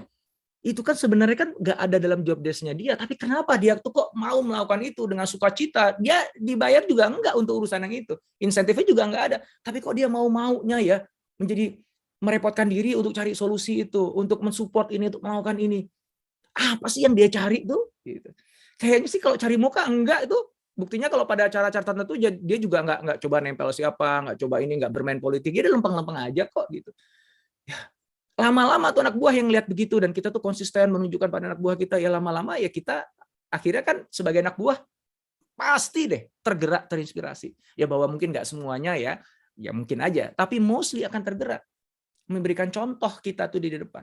Itu selalu yang jadi solusi terbaik kalau kita ingin inspirasi orang lain. Nah kemudian tentu aja orang-orang kadang-kadang itu perlu kita challenge juga. Ya, setelah kita menjadi inspirasi, menyontohkan di depan, ya teladan, orang-orang mengakui bahwa kita tuh benar-benar nggak ngomong doang, benar-benar melakukannya. Habis itu kita challenge. Ayo guys, teman-teman semuanya, yuk kita coba, yuk ini ada sebuah problem besar di tempat kerja kita. Ya memang nih sebenarnya kita nggak dibayar untuk menyelesaikan itu, tapi kita ngelihat ini perlu diselesaikan untuk kebaikan kita bersama. Yuk kita jadi bagian dari solusi yuk. Yuk kita pikirin sama-sama, kita lakukan sama-sama ini di luar jam kerja untuk menyelesaikan masalah ini. Ya, siap ya? Nah, itu kita challenge mereka. Karena sebagian orang itu walaupun dia terinspirasi, dia mau, tapi nggak gerak sebelum di-challenge, sebelum diperintah. Ada orang yang tipenya begitu. Ya, ada yang langsung ambil inisiatif, ada yang enggak, nunggu di-challenge. Nah, itu maka Anda perlu challenge. Ketika Anda sudah men-challenge mereka, jangan dilepas. Anda harus ingmatio mangun karso. Bersama mereka, Anda ikut berkarya. Ya. Nah, begitu pas lagi Anda sudah bersama mereka, ikut berjibaku, menyelesaikan masalah itu, dan anak buah Anda sudah mulai ketemu caranya, dia bisa gerak sendiri, oke, lepasin dulu. Biarin anak buah itu berjalan maju ke depan. Tuturi handayani. Kita di belakang memberikan dukungan. Ketika nanti ternyata ribet lagi, repot lagi, wah susah lagi nih ya, ingmatio mangun karso lagi, kita gabung lagi dengan mereka. Dan tak henti-hentinya kita ingaso sungutuloto di depan memberikan contoh. Nah, ketika kita praktekkan itu ya Ki Hajar Dewantara, kagak ada matinya itu prinsip ya, 3 itu. Insya Allah kita akan bisa menginspirasi siapapun yang ada di sekitar kita. Termasuk yang paling penting menginspirasi anak-anak kita. Ya, karena amanah terbesar kita adalah mereka. Ya. Mudah-mudahan jawab pertanyaannya. Oke, terima kasih Coach Indra. Sami-sami. Terima kasih. Siap. Selanjutnya kita menuju ke Surabaya, Mas Saiful. Silakan Mas Saiful. Halo, selamat pagi. Assalamualaikum. Waalaikumsalam. Terima kasih kesempatannya Mas Saurin. Senang sekali bisa bertanya langsung ke Coach Indra. Coach Indra, jadi kalau PJB ini kan sifatnya korporasi ya Coach. Di mana PJB ini kan memang sifatnya itu karena kita mengelola aset pembangkit gitu, maka sangat mekanistik, prosedural gitu kan. Jadi kita itu membangun orang-orang yang memang professional manager gitu. Jadi orangnya itu fokusnya di produktivitas, kemudian efisiensi gitu kan, kemudian lebih ke improvement itu ya, sifatnya improvement. Nah, di sisi lain manajemen PJB itu kan sedang mencanangkan let's jump to the new curve gitu kan, yang artinya bahwa kita harus bisnis di luar, salah satunya di luar pembangkitan ya. Selain kita harus mengelola pembangkit, kita juga harus beyond KWH gitu kan, di luar penjualan tenaga listrik. Dan saya rasa sifatnya sangat berbeda ya. Jadi kalau tadi itu professional manager, yang di sebelah kanan ini kan harusnya entrepreneur dan leadership gitu ya, yang mana sifatnya adalah kreatif dan inovatif gitu. Nah, tapi di PJB sendiri masih sifat korporasinya masih sangat kental gitu, Coach. Jadi berbeda dengan misalnya startup gitu ya, yang pengambilan keputusannya bisa horizontal, kemudian ketika kita punya ide dan inovasi itu juga sesuatu trial and error itu kan menjadi sesuatu yang wajar terjadi di startup gitu ya. Tapi di korporasi itu akan menjadi aib gitu, Coach. Nah, untuk menjembatani keduanya itu seperti apa ya, Coach? Karena memang ada keterbatasan, misalnya kita adalah sebuah BUMN gitu, Coach. Terima kasih, gitu aja pertanyaannya, Coach. Ya, makasih. Sebenarnya ini nggak hanya terkait dengan BUMN ya, semua korporasi mau itu milik pemerintah atau swasta atau modal asing ya, itu akan sama situasinya. Nah, jawaban dari pertanyaan itu adalah begini. Kadang-kadang kita tuh berpikir ya bahwa semua orang di dalam perusahaan kita, seratusan ribu karyawan misalnya yang ada di seluruh Indonesia tuh harus berpikir eksploratif mencari bisnis-bisnis baru gitu. Karena emang apalagi kalau konteks PJB atau PLN ya secara keseluruhan adalah kejar revenue beyond KWH gitu ya, beyond generation. Nah, sebenarnya itu nggak pas ya. Sadari bahwa organisasi itu harus memainkan dua hal, eksploitasi dan eksplorasi. Nggak bisa semuanya eksplorasi. Memang tadi dicontohkan startup. Startup itu hanya bisa eksplorasi. Karena startup itu adalah cikal bakal sebuah korporasi. Dia belum jadi perusahaan karena dia belum punya produk yang benar-benar terbukti berhasil kan. Maka dia hanya main satu sisi, eksplorasi. Maka tipe-tipe orangnya, cara kerjanya ya cara kayak explorer ya, yang memang dia sibuk mencari opportunity di luar sana. Nanti begitu udah jadi korporasi gede, dia harus mulai juga memainkan eksploitasi. Bisnis yang ada saat ini gimana caranya supaya bisa menghasilkan revenue paling banyak. Maka permainan yang biasa dimainkan di sini adalah produktivitas, efisiensi, gitu. Ya, itu permainannya eksploitasi. Nah, dalam konteks PJB ini, PJB harus memainkan keduanya. Harus ada kelompok-kelompok orang di dalam PJB yang memang dia fokusnya di eksploitasi. Pokoknya bisnis yang ada sekarang ini, produk layanan yang ada sekarang ini dieksploitasi sehingga nanti bisa generate revenue sebanyak-banyaknya. Nah, itu pendekatannya banyak banget dan itu yang paling familiar kita lakukan. Mau ada Kaizen, mau pakai Lean Manufacturing, Six Sigma, itu adalah cara kita eksploitasi apa yang sudah ada. Dan harus ada orang yang melakukan ini. Nah, juga harus kita siapin ada sekumpulan orang yang melakukan eksplorasi. Yang tugasnya dia keluar, dia eksplorasi di luar sana ada peluang bisnis baru apa lagi ya. Gimana kita bisa manfaatkan apa yang kita punya sekarang, sumber daya, aset yang kita punya sekarang ini untuk bisa kita generate revenue di luar dari KWH tadi gitu. Ya. Nah, itu ada sekelompok orang lagi eksplorasi dan tipe orang exploit sama tipe orang explore ini beda. Ya, kita pintar-pintar nanti. Oke, kamu nanti main di exploit aja ya. Fungsi tugas kamu adalah making profit sebanyak-banyaknya hari ini. Kamu kayaknya cocoknya ke explore aja ya. Tugas kamu adalah membangun mesin pertumbuhan baru kita di masa akan datang. Mencari sumber-sumber pemasukan yang baru kita untuk masa datang. Nah, gitu. Nanti tools yang dipakai beda di sini. Caranya itu beda. Pakai pendekatan lean startup, design thinking. Nah, jadi tools atau approach yang dipakai untuk exploit dengan explore berbeda. Orang-orang tipe-tipe orangnya juga beda antara exploit sama explore. Nah, ini dudukannya ya. Jadi kadang-kadang kita ngelihat langsung bandingin startup, kita harus kayak startup sepenuhnya. Nggak pas sebenarnya. Ada hal-hal yang kita bisa ikutin startup, ada hal-hal yang kita memang harus kelola layaknya sebuah korporasi yang mau nggak mau harus segera dapetin profit pada hari ini. Mudah-mudahan bisa jawab pertanyaannya. Siap, terima kasih. Baik, ya, terkait keterbatasan waktu ada satu penanya terakhir ya Coach ya. Kalau gitu saya ini yang udah raise hand dari tadi nih, dari Muara Karang, Mas Fazari Abdillah, silakan. Bisa dinyalakan kameranya mungkin? Nah, itu dia. Monggo, Mas. Ya, terima kasih atas kesempatannya. Assalamualaikum warahmatullahi wabarakatuh. Assalamualaikum warahmatullahi wabarakatuh. Ya, Coach, selamat pagi.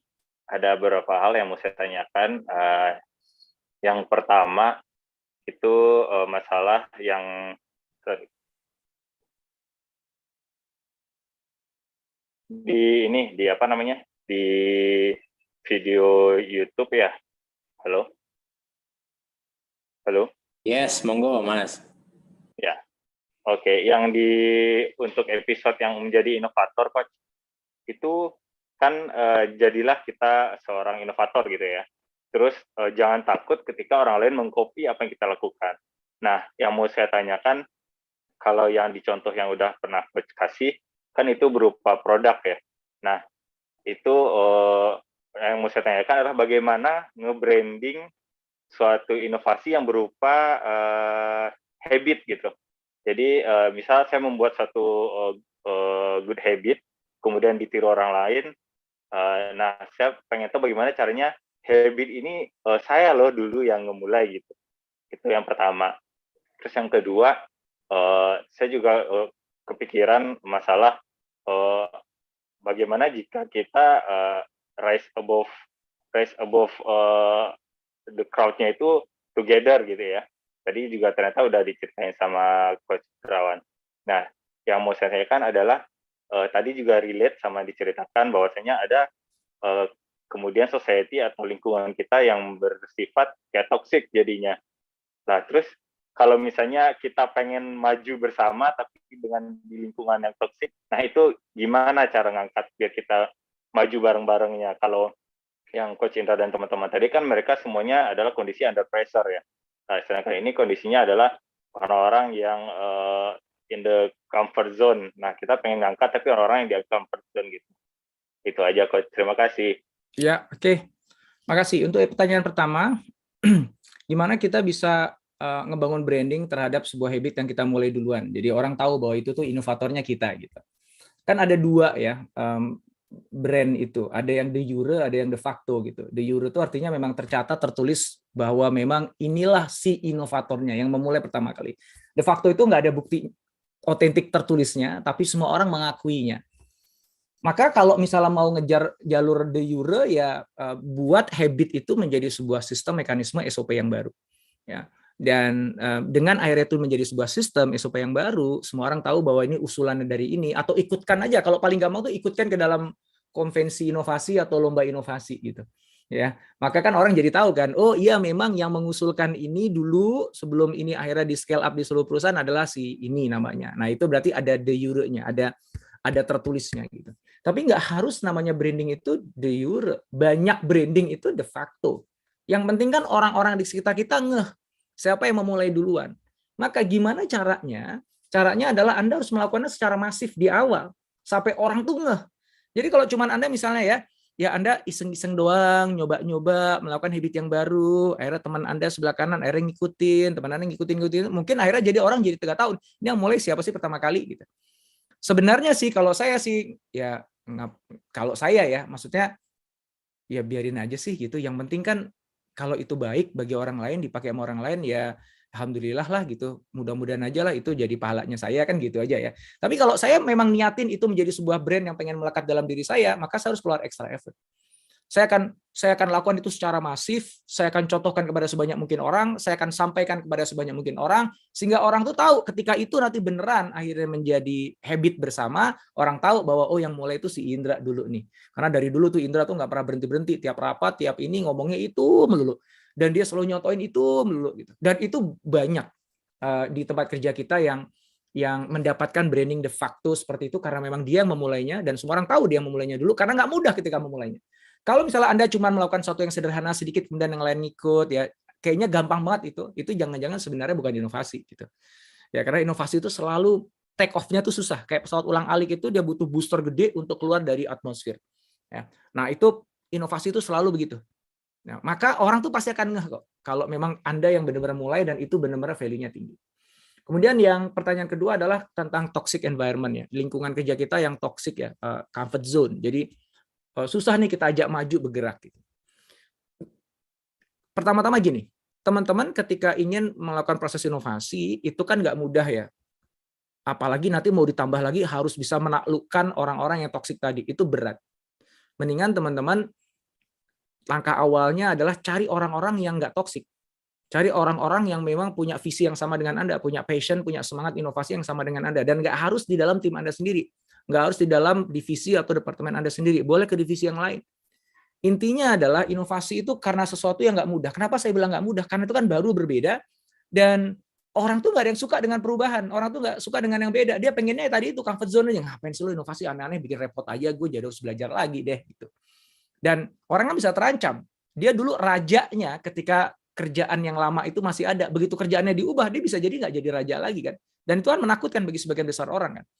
Nah jadi Anda akan habis energi ketika Anda harus sibuk meyakinkan toxic environment tadi. Jadi mendingan cari teman aja, cari ally ya yang itu memang satu spirit dengan Anda. Udah bangun tim dengan mereka aja. Tujukan inovasinya aja. Nah, sambil jalan kita punya kewajiban moral untuk ngingetin teman-teman kita ya. Mendapatkan bahwa ada cara-cara yang lebih baik loh untuk kita bisa bekerja dan kita jual nih inovasi kita, bahwa kalau kita lakukan yang cara ini itu lebih mudah loh kerjaannya, yuk kita coba yang ini yuk. Nah, itu ada sebuah kewajiban moral. Karena apa?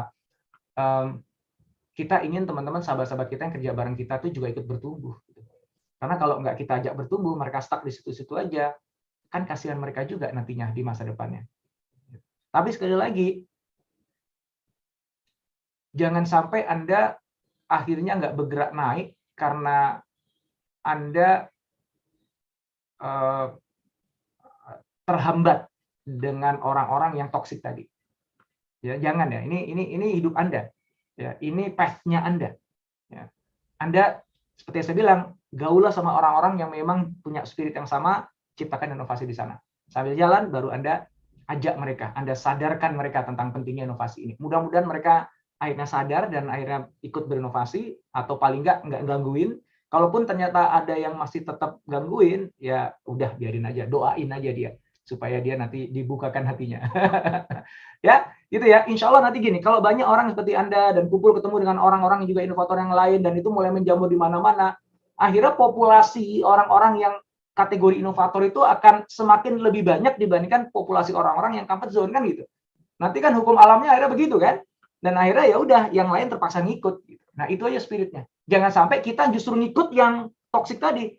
Kita tenggelam, nggak bisa bergerak gara-gara alasan kita, ya mereka sisi mereka comfort zone, ya akhirnya kita tenggelam juga gitu. Ya kita nggak jadi penggerak kan malah kan. Ya, ini permainan jangka panjang teman-teman. Jadi bukan untuk Anda bisa kontribusi besar bagi perusahaan itu bukan cuma 1 proyek, 2 proyek. Enggak, ini bertahun-tahun, multiple projects sampai kita bisa menggerakkan orang, sampai kita bisa menyadarkan orang. Ya, bismillah aja. Maka niatnya harus lurus. Ya, niatnya lurus. Kalau niatnya udah benar-benar kita pengen jadi sumber manfaat bagi orang lain, kita pengen punya kontribusi benar, lillahi ta'ala, mudah-mudahan Allah ridho, mudah-mudahan jadi pahala amal jariah saya, udahlah kagak ada matinya gitu. Nikmat rasanya insya Allah. Ya, mudah-mudahan bisa jawab pertanyaannya. Baik, terima kasih Coach Indrawan. Kalau gitu ini mohon final statement-nya Coach terkait dengan bagaimana Coach memotivasi para milenial PJB untuk mengungkapkan idenya, gagasannya, terutama kan di perusahaan-perusahaan tuh, terutama di BUMN biasanya kan agak senioritas gitu ya Coach ya, dan juga misalnya ada orang-orang yang zamanku dulu nggak kayak gitu, nggak apa-apa kayak gitu-gitu. Mohon Coach bisa diberikan final statement-nya, motivasi untuk para milenial PJB untuk berani dan untuk bisa menerobos mindset tertutup dan juga senioritas demi perusahaan yang lebih baik. Silakan Coach. Ya, saran saya adalah teman-teman mulailah berinovasi di area kewenangannya teman-teman sendiri. Kalau memang teman-teman punya kewenangan yang agak luas, yang agak tinggi, ya, maka gerakkan mereka yang ada di bawah kewenangan teman-teman semuanya. Sedikit dipaksa dengan kekuasaan yang teman-teman miliki. Karena orang itu kadang-kadang kalau nggak dipaksa akhirnya nggak gerak gitu. Padahal itu kebaikan untuk dia gitu ya. Kita tahu nih orang malas jadi tiduran aja rebahannya, harusnya kamu olahraga nih, harusnya makan yang sehat untuk kebaikan dia kan. Kadang-kadang harus dipaksa gitu ya. Itu kalau Anda punya kewenangan itu. Tapi kalau misalnya Anda belum punya kewenangan itu, ya, maka apa yang bisa Anda lakukan? Ya udah, nggak mungkin Anda nggak punya kewenangan. Pasti ada punya kewenangan. Apa kewenangannya? Ya kalau cuma buat laporan ini doang sih, ini kewenangan saya Pak. Udah ada SOP-nya, ada prosedurnya, ya kewenangan saya. Saya bisa lakukan yang terbaik menurut saya untuk supaya bisa punya laporan yang bagus. Ya udah, inovasi di situ aja. Ya. Nanti lama-lama ketika Anda berinovasi di area kewenangan Anda, kan nanti Anda akan lihat, tuh kok lu bisa begitu caranya ya, gimana sih? Oh, gue boleh nggak ikutin cara lu? Ya mau nggak, silahkan, ikutin deh, contek aja cara gue nih. Ada banyak teman-teman yang nyontek. Ada atasan yang lihat, kok kalian bisa lebih cepat yang ngerjainnya? Kok reportnya kok bagus ya? Oh iya Pak, ini cara baru Pak, ini saya diajarin sama dia Pak. Oh gitu? Oh, menarik juga ya. Boleh juga tuh, kalau yang lain gimana ya? Kalau ini bisa nggak kita buat lebih bagus ya? Akhirnya atasan mulai kebuka pikirannya, tidak dengan kita ngajarin dia, tidak dengan cara kita nyuruh-nyuruh dia, tapi dengan kita buktikan dulu aja, kita jalanin dulu aja. Begitu ada hasilnya akan bicara. Nah, itulah cara kita untuk kita bisa menjadi inovator di perusahaan. Mulai dari apa yang bisa kita buktikan aja dulu, tunjukin aja dulu, minimum seburuk-buruknya. Kalau nggak ada yang mengakui itu, kerjaan Anda kan jadi lebih ringan, gara-gara inovasi Anda sendiri. Dan akhirnya KPI Anda akan tercapai. Dan akhirnya bonusnya akan cair, dan akhirnya peluang kerjanya akan lebih tinggi. Jadi kagak ada ruginya Anda berinovasi itu. Bahkan kalaupun kanan kiri Anda nggak ngakuin. Ya, tapi nggak mungkin lah. Kalau ada yang bareng bagus, pasti dicontek kok, tenang aja. Dan ketika ide Anda itu dicontek orang lain, itu tanda-tanda bahwa ide Anda itu bagus. Dan itu tanda-tanda bahwa Anda inovator, yang lain follower. Ya, so selamat berinovasi. Nggak ada yang bisa menghentikan Anda berinovasi dimanapun kerjaan Anda, siapapun atasan Anda, seperti apapun budaya di organisasi Anda. namanya inovator akan selalu bisa inovasi dalam kondisi apapun. Dan Anda adalah inovator itu, insya Allah. Wah, luar biasa. Terima kasih sekali Coach Indrawan. Sangat inspiratif sekali ya close untuk Coach Indrawan. Dan sebelum kita mengakhiri, mohon izin Coach, kita bisa berfoto bersama dengan seluruh peserta dan juga jajaran senior leader yang ada di PJB. Boleh silakan aktifkan kameranya dan mohon bisa menunjukkan 2 jempol. Pose terbaik ke kamera. Kita tahan posenya selama 10 detik kira-kira ya. Silakan panitia meng-capture 10, 9, 8, 7, 6, 5, 4, 3, 2, dan 1. Baik, terima kasih. Dan juga Coach, silakan Coach dipilih 2 pertanyaan terbaik Coach. Dari ada berapa pertanyaan tadi? Ada 5 pertanyaan. Silakan dipilih 2 yang terbaik Coach. Wah, saya lupa itu pertanyaannya apa aja. Yang tentang apa itu Coach? Boleh, nanti saya ingetin. Apa aja sih pertanyaannya tadi ya? Boleh kita nanya? Tadi yang pertama itu adalah biar nggak dipandang negatif sama orang. Yang kedua, cara cari potensi diri. Terus kemudian ada juga yang gimana menjembatani korporat dan juga startup. Terus yang terakhir tadi terkait lingkungan toksik, terkait dengan inovasi yang berbentuk habit, sama Mas Budi dari Gresik nanya apa tadi saya juga lupa Coach. Oke, yang tadi aja toksik itu menurut saya pertanyaan yang sangat valid dan challenging ya, tapi saya senang itu ditanyakan karena berharap teman-teman nanti bisa manuver dengan lebih baik lagi. Kemudian yang ada 2 ya tadi ya berarti ya? Silakan dipilih 2 Coach. Yang kedua adalah yang tadi kaitannya dengan startup tadi itu ya, yang jawaban saya sesuai dengan explore. Siap. Kalau gitu, selamat kepada Mas Saiful dari kantor pusat dan juga Mas Faraz dari Abdillah dari UP Muara Karang. Anda terpilih sebagai penanya terbaik di kesempatan kali ini. Siap, terima kasih Coach Indrawan sudah bersedia mampir ke PJB Ngopi, X Millennial Talk, dan juga sharing-sharing terkait dengan Rise Above the Crowd. Semoga menginspirasi millennials PJB untuk terus berkarya demi PJB yang lebih baik dan untuk menuju ke kurva S yang baru. Baik, Sobat PJB, Sobat PJB itu mah zaman dulu ya. Sekarang namanya PJ Burst. PJ Burst, kita sudah mengikuti bersama sesi 11, 22, dan 33 bersama dengan Coach Indrawan. Semoga menginspirasi Anda, membuka mindset Anda bahwa Anda bisa berkarya, berinovasi. Silakan sumbangkan ide Anda melalui ajang BIG yang tadi saya informasikan akan dibuka kira-kira bulan Desember yang akan datang. Dan juga untuk mendukung PJ Burst dimanapun Anda berada untuk memenuhi potensi diri Anda dan juga kompetensi yang dibutuhkan oleh PJB di masa yang akan datang. PJB punya program yang namanya Compact Pro. Boleh ditampilkan? Compact Pro ini adalah Competency Acceleration Program. Ini adalah program pengembangan kompetensi karyawan untuk mempercepat penguasaan kompetensi-kompetensi baru yang dibutuhkan untuk mendukung bisnis PJB. Ini Compact Pro ini menyasar future kompetensi seperti EBT, AI, Artificial Intelligence, Electric Vehicle, Battery, Cyber Security, dan lain-lain. Ini adalah kompetensi yang sangat masa depan futuristik sekali, dan tentunya PJB juga memang harus punya. Jadi nantikan kehadirannya PJ Burst. Kalau nanti ada kesempatan untuk mendaftarkan diri Anda, silahkan langsung saja daftarkan. Yang jelas tentunya PJB melalui PJB Academy juga akan menggalakkan Compact Pro ini nantinya. Baik, terima kasih. Dan juga saya ingin mengingatkan sekali lagi untuk challenge Best Insight Statement. Silahkan Anda membuat Instagram Story. Jangan lupa di-mention @PTPJB yang ada centang birunya, @PTPJB dan juga @PJB_Academy, dan juga gunakan hashtagnya Millennial Talk. Silakan sharing apa sih yang telah Anda dapatkan dari sesi PJB Ngopi X Millennial Talk pada pagi hari ini. Jadi jangan cuma, wow, acaranya bagus, bermanfaat. Wah, itu pasti tentunya. Yang jelas Anda harus sharing terkait dengan yang lebih dalam lagi. Secara personal, apa yang Anda terima? Apa opini Anda terkait materi yang telah disampaikan seperti apa? Silakan di-share. Nanti akan dipilih 3 pemenang Best Insight Statement. Dan karena ini Instastory, kita akan buka kesempatan sekitar 1 atau 2 hari ya. Karena Instastory kan kira-kira 24 jam. Boleh di-upload nanti malam, boleh. Nanti akan kita lihat. Tentunya dari admin PJB Academy dan juga @PTPJB akan menyaksikan story Anda. Jadi jangan di-private ya. Oke, dan juga sekarang saya akan mengumumkan 26 pemenang yang sebelumnya ada survei dari Talenta, divisi Talenta, kita memilih 26 pemenang karena 26 ini terkait dengan usia PT PJB di tahun 2021 ini telah menginjak usia 26 tahun dan kita umumkan 26 voters terpilih. Silakan. Nah, ini dia. Ada 26 voters terpilih. Silakan di screenshot atau nanti juga bisa lewat Instagramnya PJB_Academy akan juga di-share kalau ketinggalan untuk melihat daftar nama ini. Selamat kepada 26 pemenang voters terpilih. Terima kasih atas partisipasi Anda di survei dari Divisi Talenta yang telah dibagikan sebelumnya. Dan juga ini adalah akhir dari kegiatan kita pada pagi hari ini. Terima kasih PJBers yang sudah berkenan mampir di PJB Ngopi Ngobrol Pintar X Millennial Talk dengan temanya Rise Above the Crowd. Dan sekali lagi saya juga ingin mengucapkan terima kasih kepada Coach Indrawan Nugroho. Silakan saksikan berbagai video yang juga di-share oleh Coach Indrawan lewat YouTube channelnya untuk semakin terinspirasi dan juga untuk bisa semakin rise above the crowd.